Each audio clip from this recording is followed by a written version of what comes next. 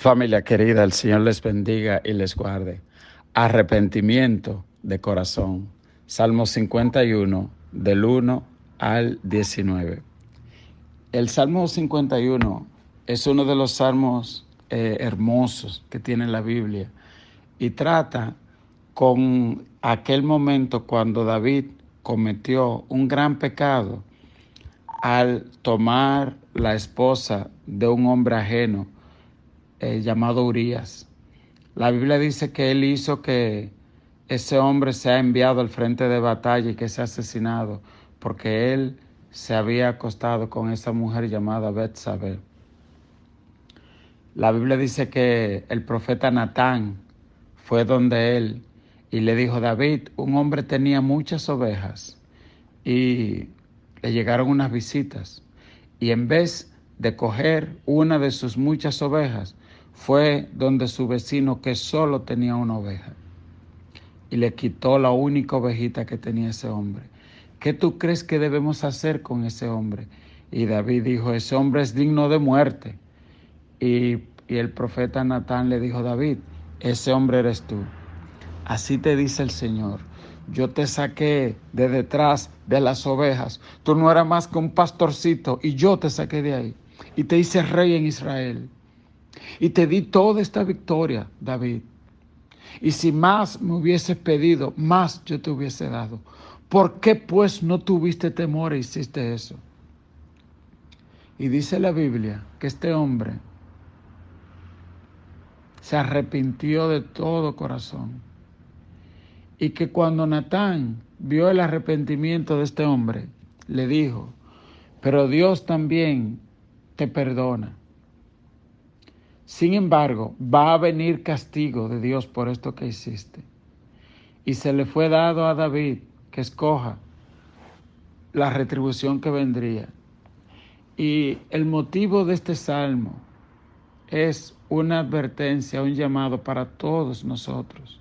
Porque la Biblia dice que lo que sembremos, eso también segaremos, vamos a cosechar. Es decir, el pecado es una semilla. La Biblia dice que la paga del pecado es muerte. Hay personas que piensan: bueno, si yo peco, Dios me perdona. Sí, Dios perdona y restaura, pero las consecuencias de ese pecado, por lo general, alcanzan a uno. ¿Ok? Una de las cosas que dijo Moisés cuando estuvo expuesto a la presencia de Dios, que él dijo: Jehová, Jehová, grande en misericordia, lento para la ira y grande en misericordia, que perdona la maldad y el pecado, y que de ninguna manera tendrás por inocente al culpable. Entonces, que el rey David, un hombre tan amado de Dios, y usted verá qué salmo tan hermoso él compuso. Cuando uno lee lo que pasó en su vida, el niño que él tuvo con Betsabé se murió. Por más que él oró y se metió en ayuno, el niño se murió. Y luego dice la Biblia que un hijo de él violó a una hija de él. Y luego dice que otro hijo mató a ese otro que violó a su hija.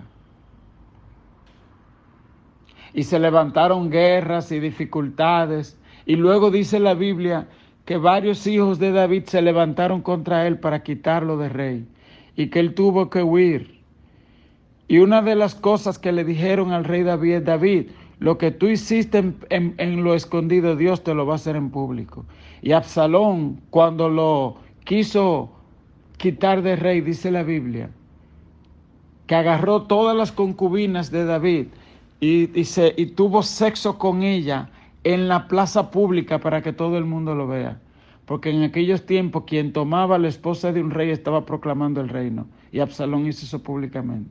Así que él tuvo que sufrir luego la muerte de Absalón, la muerte de Adonías, muchas cosas. Y si uno dice: pero si esto fue a David, pero si esto le pasó a Saúl, porque algunas de las cosas que uno lee aquí, cuando David rogaba y le decía: no quites de mí tu Santo Espíritu, es porque él vio que el Espíritu Santo de Dios se apartó de Saúl cuando Saúl no quiso arrepentirse de corazón. ¿Por qué? Porque usted ve que el arrepentimiento de Saúl no fue tanto por temor a Dios, porque cuando el profeta Samuel lo confronta, él dice, pero no me hagas esto públicamente para que la gente no se dé cuenta. Sal conmigo, ven al sacrificio. Él estaba más preocupado por lo que la gente iba a pensar que por lo que Dios iba a pensar. Y esa es la grandeza de David, que David dice, contra ti solo he pecado y he hecho lo malo delante de tus ojos. En vez de decirle, Natán, no se lo diga a nadie, esto que quede entre tú y yo, nada de eso. Él se fue. Y dicen los expertos bíblicos que este salmo David lo escribió después que le dijeron, mira, Dios escuchó y aunque te va a castigar, te perdona, que aún así él le dijo, no quites de mí tu Santo Espíritu, no me eches de delante de ti. Él decía, yo quiero una restauración plena. ¿Por qué? Porque aún usted peca y usted siente que Dios lo perdona, Satanás te sigue acusando y acusando y acusando. Y ese proceso muchas veces dura mucho. ¿Ok? Y es muy delicado. Vamos a leer un poco de este salmo, el Salmo 51. Ten piedad de mí, oh Dios, conforme a tu misericordia. Conforme a la multitud de tus piedades, borra mis rebeliones. Lávame más y más de mi maldad y límpiame de mi pecado. Oiga eso. ¿Cómo se sentía el alma de ese hombre? Diferente a personas que, por ejemplo, pecan, a veces pueden hacer pecado abominable y no sienten esa cosa que sentía David. Él decía, lávame, porque yo reconozco mis rebeliones y mi pecado está siempre delante de mí. Mire, esto tiene una parte positiva y una negativa. Cuando uno peca y aún oran por ti y tú sientes la gravedad del pecado, tiene un lado bueno que produce metanoia, produce arrepentimiento. Metanoia significa cambio de mentalidad. Cuando el arrepentimiento viene de Dios, se produce un cambio y tú no haces más lo que hacías. Tú nunca más se registra que David volvió a tener algún tipo de pecado en esa área. ¿Se ve?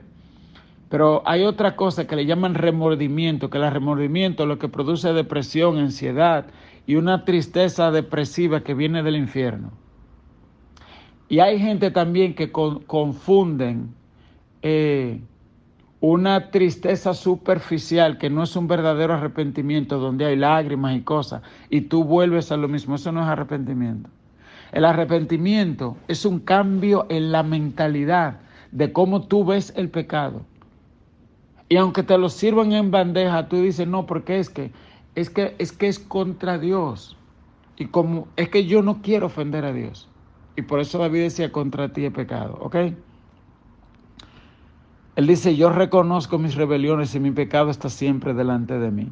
Contra ti solo he pecado y he hecho lo malo delante de tus ojos, para que seas reconocido justo en tu palabra y tenido por puro en tu juicio.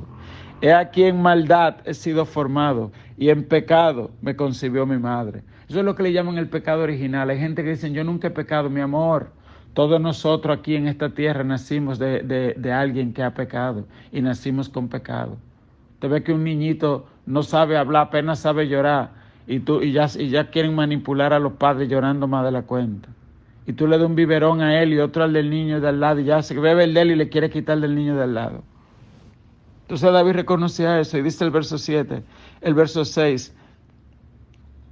He aquí tú amas la verdad en lo íntimo y en lo secreto me has hecho comprender sabiduría. Oiga eso, él ama la verdad en lo íntimo, allá en el corazón.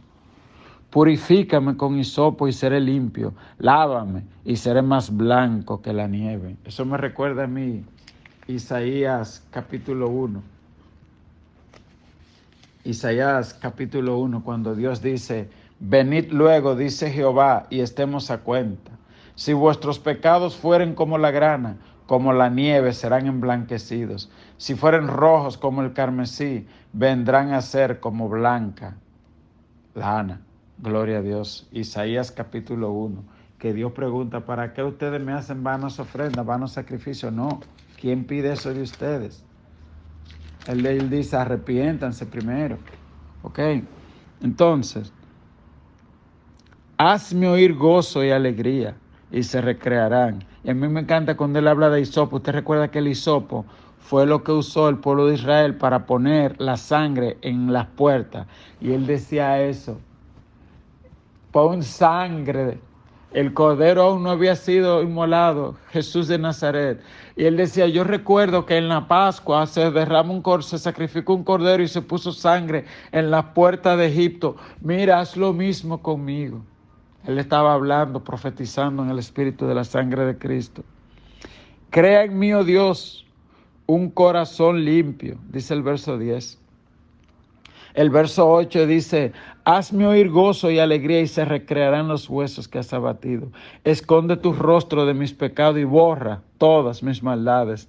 Crea en mí, oh Dios, un corazón limpio y renueva un espíritu recto dentro de mí. Usted ve, esas son las peticiones de David. Renuévame, cámbiame, límpiame. Él no está diciendo, él no está preocupado. Ay, voy a perder el trabajo. Ay, me van a quitar aquello. Ay, ahora me va a dejar mi esposo o mi esposa por lo que hice. Él primero está gimiendo por las implicaciones espirituales de su pecado. Y luego dice, no me eches de delante de ti y no quites de mí tu Santo Espíritu. Vuélveme el gozo de tu salvación y espíritu noble me sustente. ¿Por qué? Porque Satanás cobra muy caro el pecado. Hay personas que entran en depresión, ansiedades, ataques de demonios. Mucha de esa gente que usted ve por ahí pidiendo, muchos de ellos que andan, algunos locos inclusive, eran gente que le servían a Dios y se pusieron a jugar con Dios. No sé si fue un devocional que un día venía yo y me paré por ahí y una persona limpiando vidrio. Y le dije, ¿qué tú haces aquí? Tú no perteneces a este lugar. Y me dijo, yo lo sé, fue que me puse a jugar con Dios. Y estoy aquí. Pero Dios me va a levantar. Estoy esperando que Él me mande una compañera que me va a ayudar a levantar. Y yo dije, en realidad, más que una compañera, es Dios. Nunca más he vuelto a ver a ese joven limpiando vidrio ahí. Dice, vuélveme el gozo de tu salvación y espíritu noble me sustentes. Entonces enseñaré a los transgresores tu camino y los pecadores se convertirán a ti. Es decir, yo voy a usar esta caída, esta experiencia, esta dificultad para asegurarme, para predicarle a otro y para que a otros no le pase esto. Líbrame de homicidio, Dios, Dios de mi salvación. Cantará mi lengua tu justicia. Señor, abre mis labios y publicará mi boca tu alabanza. Porque no quieres sacrificio, que yo lo daría. No quieres holocaustos. Los sacrificios de Dios son el espíritu quebrantado. Al corazón contrito y humillado no despreciarás tú, oh Dios. Haz bien con tu benevolencia a Sión. Edifica los muros de Jerusalén. Él, como rey de Israel, él dijo, yo sé que mi pecado no solo me afecta a mí, afecta a mi nación. Y así también usted tiene que saber que lo que usted haga va a afectar a su familia. ¿Ok? No solo a ti. Dice él, entonces te agradarán los sacrificios de justicia, el holocausto u ofrenda del todo quemada. Entonces ofrecerán becerros sobre tu altar. Dios te bendiga. Dios te guarde. Tal vez este salmo te ha hecho recordar alguna situación. Tal vez hay cosas que, aunque no entres en detalle, has callado y tal vez es tiempo de hablar con Dios y de confesar sinceramente todo pecado oculto, pasado o presente y decirle a Dios, contra ti he pecado. Y tal vez cosas que tú has estado repitiendo y tal vez tiempo de que tú le digas, dame un corazón nuevo, renueva un espíritu recto dentro de mí. Amén. En la iglesia hay consejería. Los pastores estamos para servirte. Por ética pastoral hay situaciones que uno la maneja con extrema delicadeza. ¿Ok? Así que te puedes acercar. Dios nos llama a ser restaurado, a ser sanado para poder sanar a otro. Dios te bendiga, Dios te guarde.